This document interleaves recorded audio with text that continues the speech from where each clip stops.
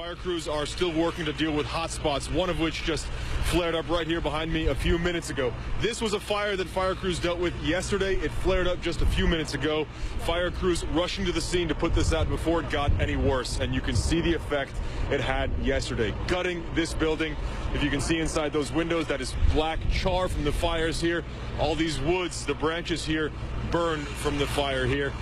What's difficult, as it was the last few days, is the conditions. It's still very dry here, and the high wind, some of which I suspect is being picked up by the microphone, spreads fires very quickly, even if it's just a very small hot spot left over from a fire that was already out. That is the challenge. The official number from the fire department here, 1,200 fires in Israel since last weekend, 250 of which are major fires.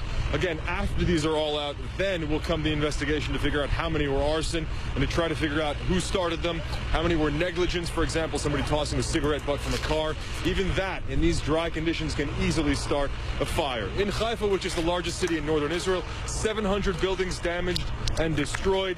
A number of injuries, but most of those smoke inhalations. Fire crews have been incredibly active about evacuating areas to make sure there are no injuries. Many people, many hundreds of families, thousands of families still waiting to find out if and when they can come back home. The Palestinian Authority lending a number of fire crews to Israel here in Haifa and in northern Israel to help them fight these fires. The Palestinian leadership dealing with 88 fires, those under control, most of those in the West Bank, in the northern part of the West Bank. Max? And why this talk of terrorism? Because it wouldn't normally be treated as terrorism, an arson attack.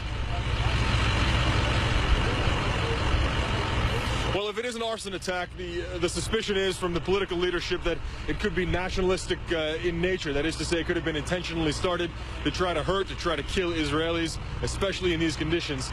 That is what Prime Minister Benjamin Netanyahu has said, that if they find out that fires are arson, and fire investigators say there is no doubt at this point that at least some of these fires are arson, they will be treated as terrorism, not only because of the damage they've caused here. Again, more than 700 buildings damaged or destroyed in Haifa alone, many other fires elsewhere in northern Israel, but also because of the reason for setting those fires, to kill people in some of these major cities in northern Israel. We also heard just a short time ago there's another fire some 30 kilometers away from us.